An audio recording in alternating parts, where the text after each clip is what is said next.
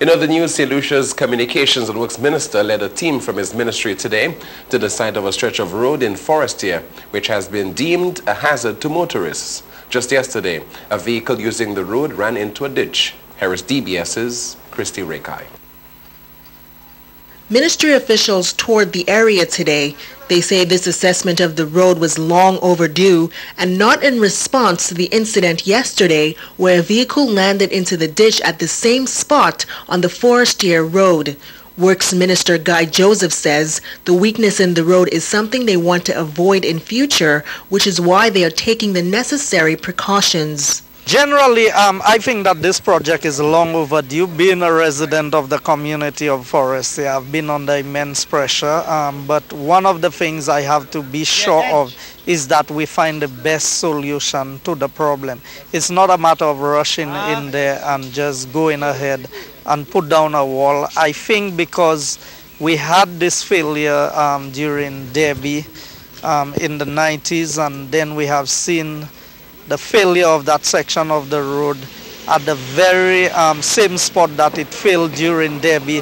So it is very important that we get it right this time so that we can try our best to avoid any future failures on this section of the road. It is believed that earthquakes, heavy rainfall, and runoff are the main causes of damage in this section of the road.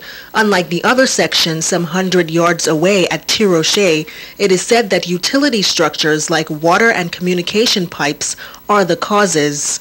We have a wall which has failed in certain sections. Some sections are leaning in an undesirable manner. And because of this leaning, with serious rainfall and even minor quakes, you can have a complete failure resulting, which is undesirable.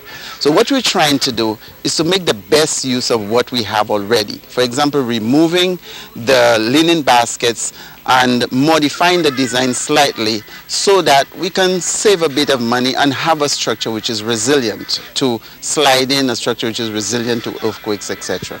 The minister says the situation may not be a quick fix, keeping in mind that the road is critical since there are no other roads, and if this problem worsens, he says, the community will be cut off from the rest of the island. For the DBS News World, this is Christy Rakai reporting.